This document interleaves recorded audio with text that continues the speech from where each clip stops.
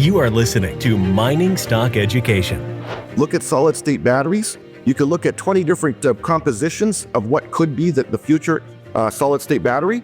Every single formula starts with, guess what? Li, lithium.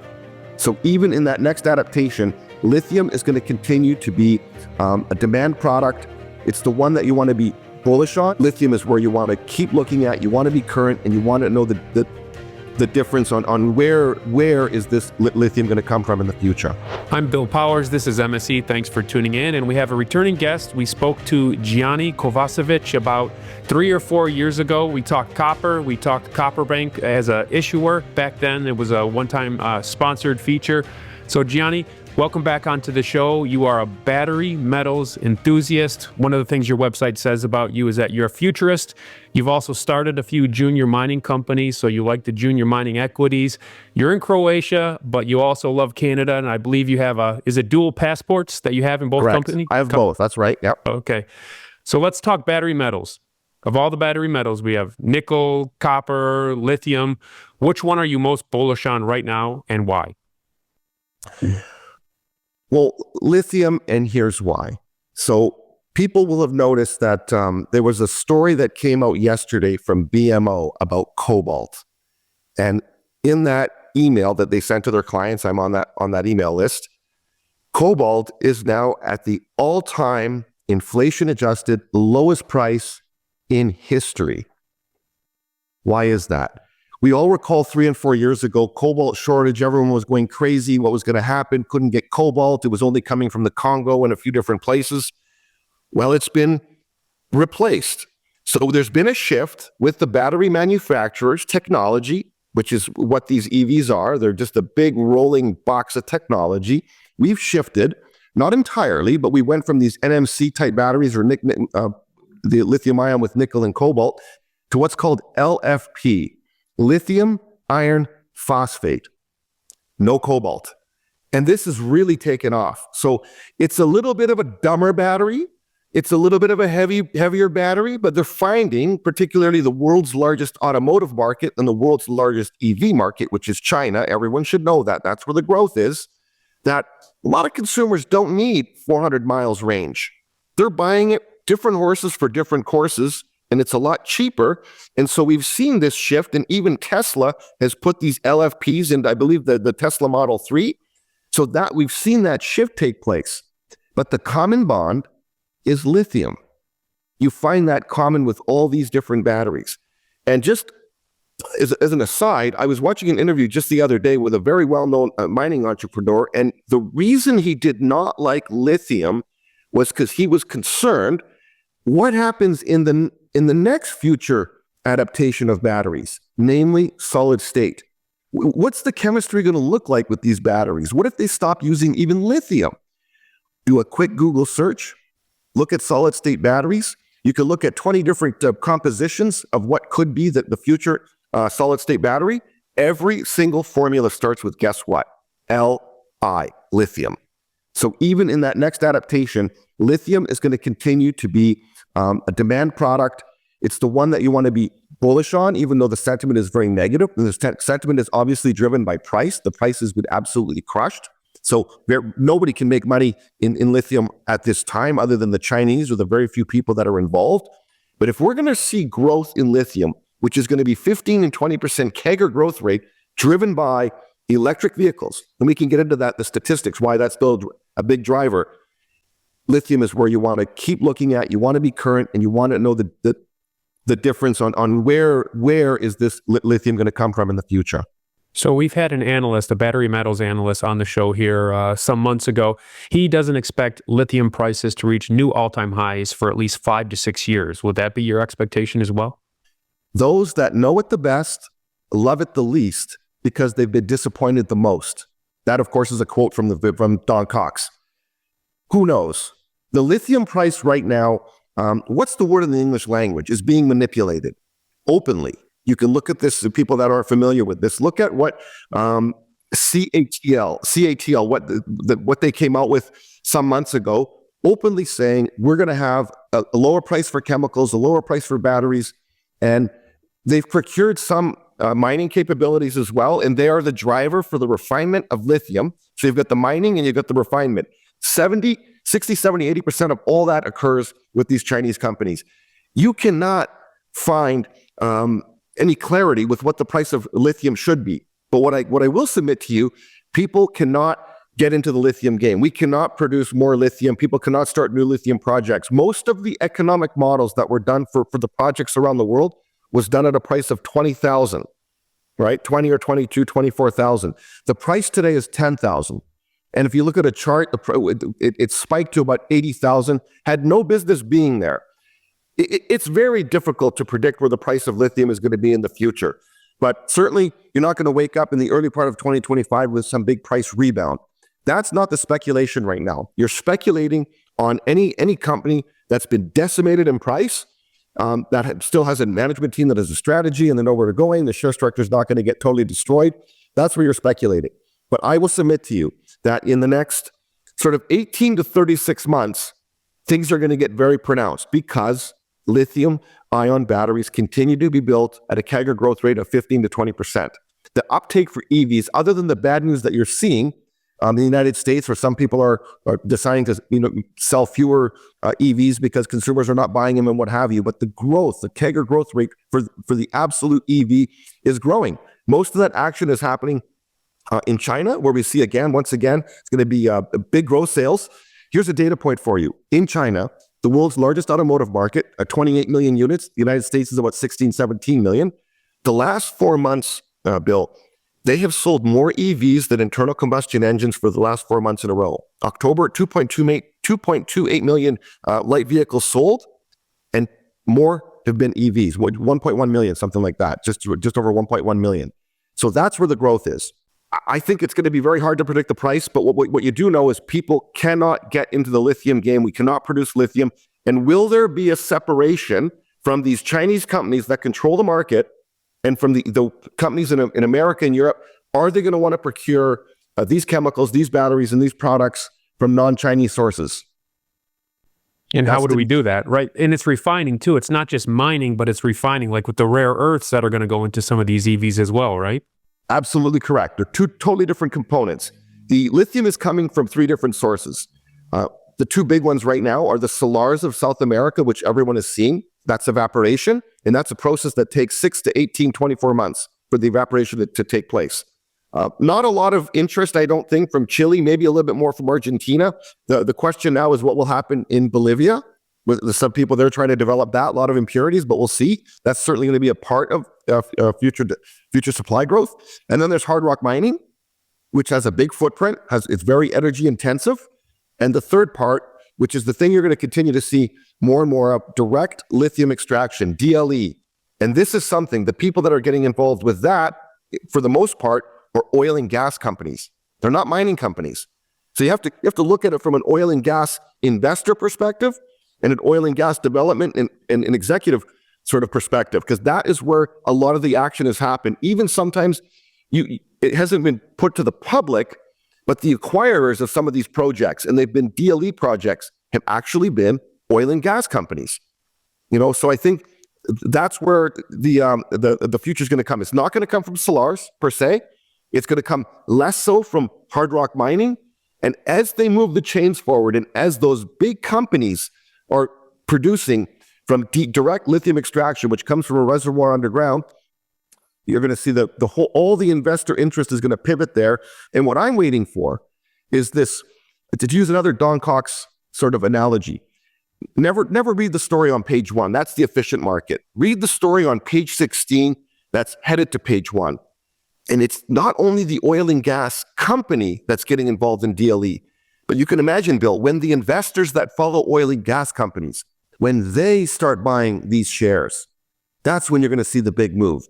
Because junior mining investors are not the ones that move this stuff forward. It's these guys. So the analysts, the companies, and most importantly, the investors of big oil. That's what I'm looking for to happen the next 18 to 36 months. So I am hyper-focused on following DLE and, of course, these lithium companies. Price, it helps, of course. It's not good to have an all-time low in lithium prices, but that's actually less of an interest, I think, for me right now when I'm looking at lithium. Gianni, I think some of the EV forecasts are inflated a little too much. I think that there's going to be issues, obviously, with electrical infrastructure that would supply the energy to the EVs. I also think without subsidies and at some of the price points I've been seeing, there isn't some consumer desire to buy that could be peaking. I know Tesla's a popular brand, but for example, I lived in Dearborn, Michigan for 10 years, which is right. I could see Ford headquarters. I would run around it for my daily jog. Their electric truck bombed, totally bombed, as you know. That was a multi-billion-dollar loss.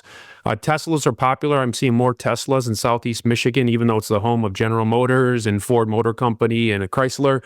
So I do see some of that, but I don't see wide-scale adoption. I see that there's hybrids that are becoming more popularized, even with people that I talk to. But if you don't have what some think will be a increase in demand for electrical vehicles, are you still bullish, and can you be bullish with your lithium thesis? Well, that's a tale of two cities. You know, it's the best of times, it's the worst of times. The world's largest automotive market is China. And as I told you all just now, the last 4 months, they are selling more electric and plug-in hybrid vehicles than internal combustion engine vehicles today as we speak. But a North American lithium supplier will not supply that lithium to China. Correct. But that's a tale of two cities, as I said, the best of times, the worst of times. Let's go to your example, the Ford F1, the Ford Lightning or Bolt, whatever they called it. Epic fail. You're correct. I live in Croatia. We still do not have adequate charging infrastructure where you get a good experience when you're owning the electric vehicle and you can charge it conveniently and quickly. They still have not done this. These people are totally incompetent. And I'm talking about Big Auto, all of them collectively. They have to eventually come to some system that every charger works with every car. And the people that solved this already 7-8 years ago was Tesla. You know, my book, which you know about, I wrote it in 2016. I drove across America in a Tesla. I went to 150 charging stations. It does work if it's done correctly. So the uptake has not been there. So in 2023, because we don't have the 2024 statistics yet, but 14 million electric vehicles were sold globally when you look at light vehicle sales. The market's just over 80 million, okay? China's 10 million of that. They're 9 million. United States was 1.5 million units. Europe was 3.5 million units. Okay, so the United States is not where the action happens. And because it's been so bad, you can only get better from that low baseline, because I believe as the consumer experience improves, unfortunately that has not been the case in the United States and in parts of Europe, but that will improve. So the overall number, and I don't care where the sales are, because the lithium is consumed, you know. So as long as we see this overall figure climbing, I will submit to you that even in the United States, the uptake will be there. These big battery factories that they've been building and trying to get online, they still have not consumed 1 pound of lithium. They're not building the batteries yet. This is something that's going to occur, you know, in 2026, 27, 28. But that's going to be something that's collectively done. But what your experience and what you've seen is true, but that is not the driver. That is a very small part of where sales have been and where growth has been, which is a good news, bad news story, because I think that can only get better, and people will see that in the course of time. Let's talk transportation of the electricity, which is, of course, copper. You're still bullish copper, and do you see the copper price rising to such a degree that perhaps we look to aluminum? Even though it heats up more, it's not as safe.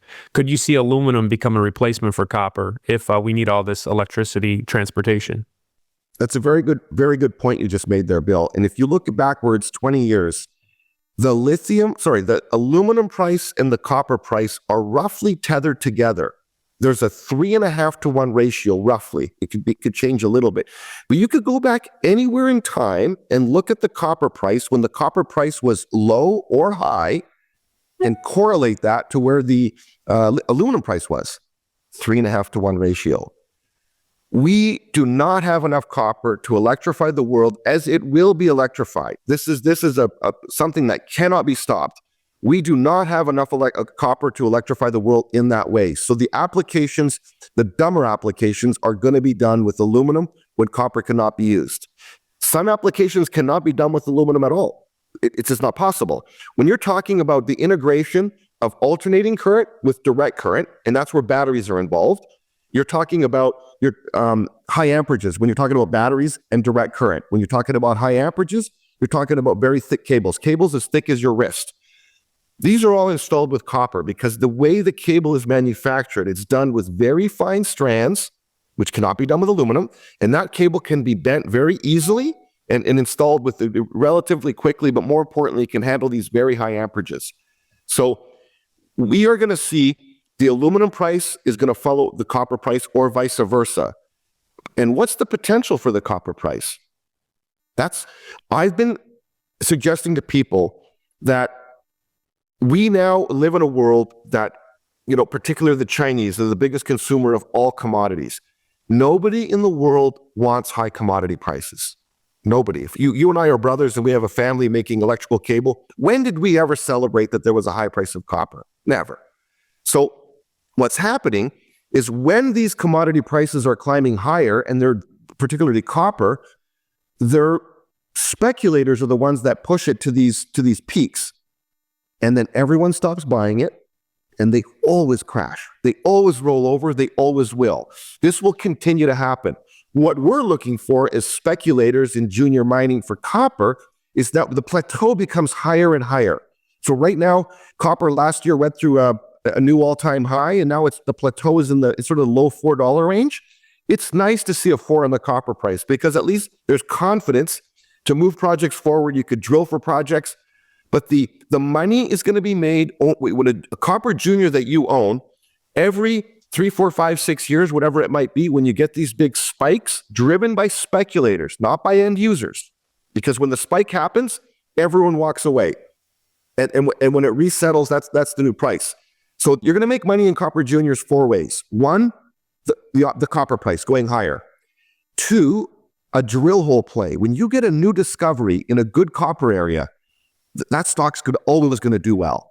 You've also got the takeout potential. So if you're talking about a name that's been there for a long time, and it has the potential for a larger company to take it out, that's another way that people can play the copper. And of course, the school bus. This is what I did when I did Copper Bank. We did nothing.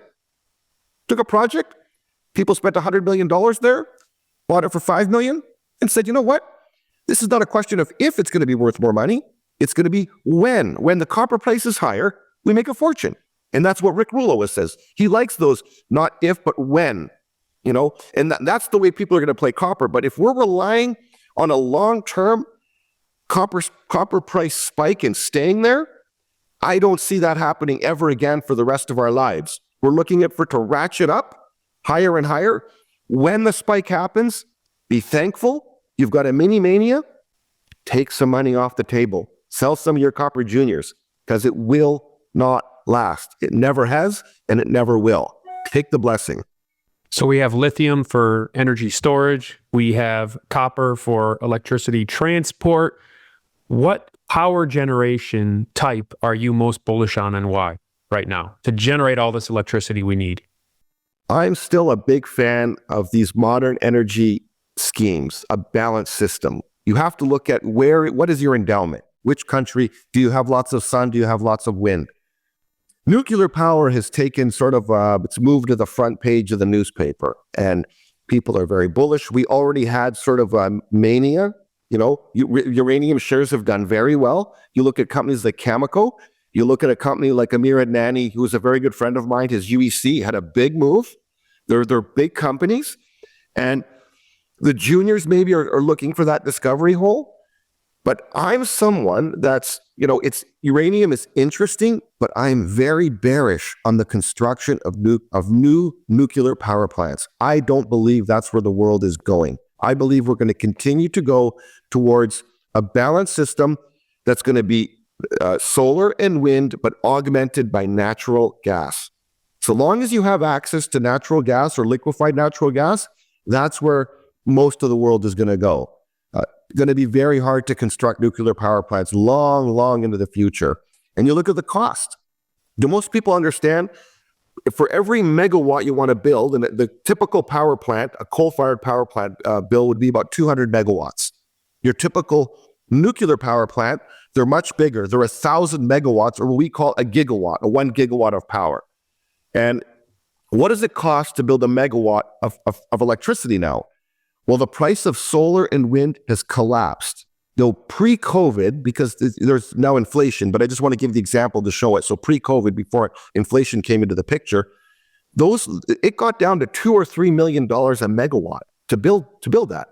And your conventional thermal power, whether it's coal or natural gas, and these can be transferred. So if you want to use, for example, an old coal power plant can be converted to natural gas, 4 million a megawatt, thereabouts. Nuclear power, 20 million a megawatt. So do the math. If you now have, and I can't give you the exact prices, I haven't done the research post-inflation, but just look at this example. If I have sophisticated sort of technology with wind and solar, I can build for 2 or 3 million a megawatt solar, 2 or 3 million a megawatt, maybe 4 million a megawatt now wind, and augment that with natural gas. Because when those things are not working, I need peaker power. Another 4, maybe 5 million for a megawatt of natural gas. And the natural gas is interesting because it's instantaneous. And that's what you need. If you're using solar and wind, if it's not working, the lights have to work. You turn on the natural gas, it works in 5 minutes. Coal takes days to turn it up and down. Nuclear takes a month. That's why nuclear just operates all the time. So in the words of the Francesco Starace, who ran the world's largest electricity company, Enel, he operated in 30 countries. And I'm going to paraphrase a quote he said, "If you have a nuclear power plant, embrace it, take care of it, use it as long as you safely can. But if I, as a CEO of the world's largest electricity company, going to build any nuclear power plants? Not interested. Takes way too much time. They're always over time, way over budget. And who wants it?" Let's say even Greenpeace starts backing this now. Which state you want to build a new nuclear power plant, Bill? Which county? If I could bring it back to my anecdotal experience. So I went to South Haven High School in Michigan. Right near there, it was Palisades Nuclear Power Plant. I had friends whose families worked at that power plant. I would drive my jet ski out onto Lake Michigan and drive down to the power plant because right outside the power plant was some of the warmest water, like the Bahamas, as it's using the cooling towers and sending the hot water out into Lake Michigan. So I remember over the decades, the politicians talking about that. And they say, oh yeah, we need it, but nobody ever does anything. And then they closed it here in the last couple of years, that power plant. And then now they're talking about restarting it. But this to me is just political speech because they know they need it. And even with their greenhouse gas emission goals, with power generation, they know they need nuclear power. However, I've seen the politicians in my home state of Michigan talk about it, do nothing, it shuts down. Now talk about starting it back up again after you shut it down. So I can believe you on the demand side, that the demand side, at least in the United States, is overestimated. I know uranium bulls don't want to hear that, but that makes sense to me.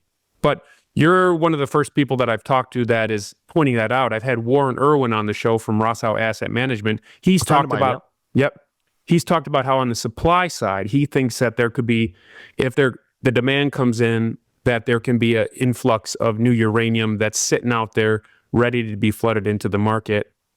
Now on uranium price, do you think that the Sprott Physical Uranium Trust, that is, that's the tail wagging the dog, so to speak, that's driving the price higher than perhaps it would otherwise go?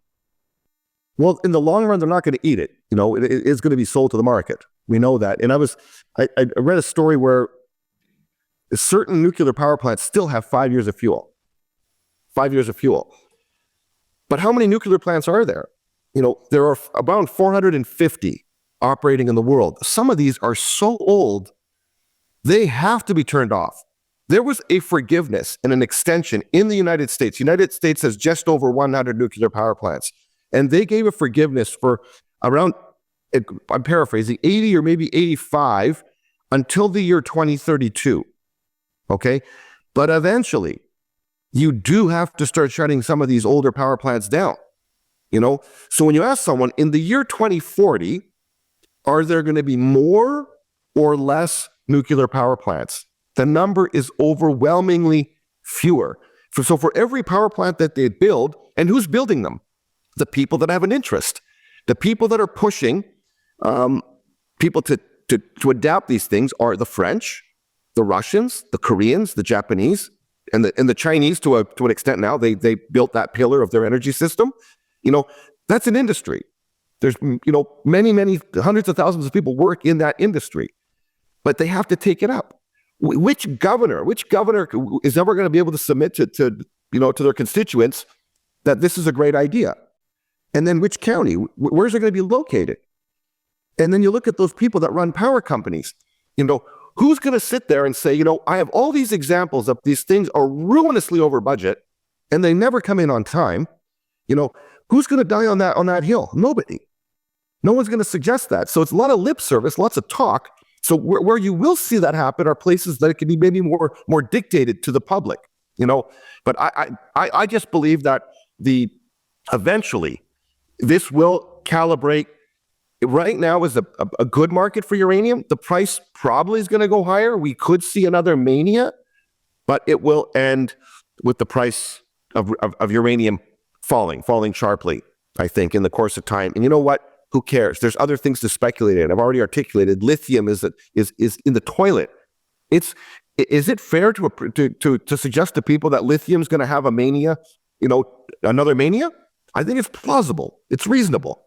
Uranium's already done that. So if you're looking at allocating $1, I would say you're going to speculate with more performance something in lithium than you are perhaps in uranium, unless you get a discovery hole, just like copper. That's a game changer. Takeout or discovery hole, but just waiting for the lithium price to go to $300 a pound, which could happen. Who knows? It'll be driven by speculators, as you articulated.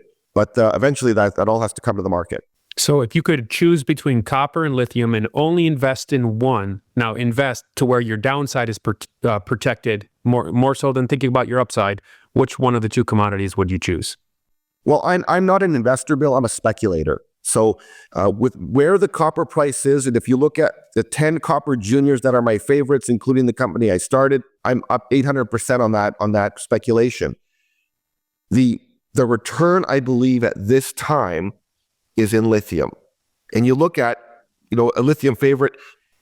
As a speculator though, right, Gianni? As a speculator. The results were as expected. So let's say they spent a lot of money, but they're 80 or 90% less risky. We have a lot of information now. But the share price at the same time is 80 or 90% cheaper. So this is something that's not sustainable. And anything that's not sustainable won't be. So I would speculate. I think right now, it's not going to change in, next week, but maybe we'll see a tax loss bump in January. These things have just been crushed. So if you look at whatever, we'll just call it ABC Junior. If ABC Juniors raised money at $2 and $1.50 and $1, and now ABC Junior is trading at 25 cents, people are selling that share for a tax loss. It's worth something to someone. So let's look at January and February just to get back to normal. Are we going to see this post-tax loss bump? But if people can wait 18 months to make 5 times their money, can you wait 36 months to make 7 times your money? That's where you want to speculate. And when we were talking about copper and copper bank, copper was $2 a pound, Bill, if you recall. And it was that, not if, but when. When the copper price goes higher, we make a fortune. And that's exactly what happened. I believe it's the same thing right now. Not if, but when the price of lithium starts taking off. And as I said before, when you start seeing the words oil and gas companies and lithium in the same sentence, with them will come the investors of oil and gas, which are 20 times more financial power than junior mining and mining investors. That's what we're looking for. And I believe that's what's going to manifest itself sort of in the next couple of 3 years. Gianni, it's been great catching up with you. I've enjoyed this conversation. For listeners that want to follow you, how can they do that online? You can find me on Twitter, and people you can look at this, and it's got my email and such on it, on Amazon, audible.com, ebook, what have you. And from Twitter, anyone can get a hold of me. And anyone that's interested in these themes, I love talking with people, love talking shop, as you know, Bill. Yep. Great catching up. Thank you for coming on the show today. Thanks so much.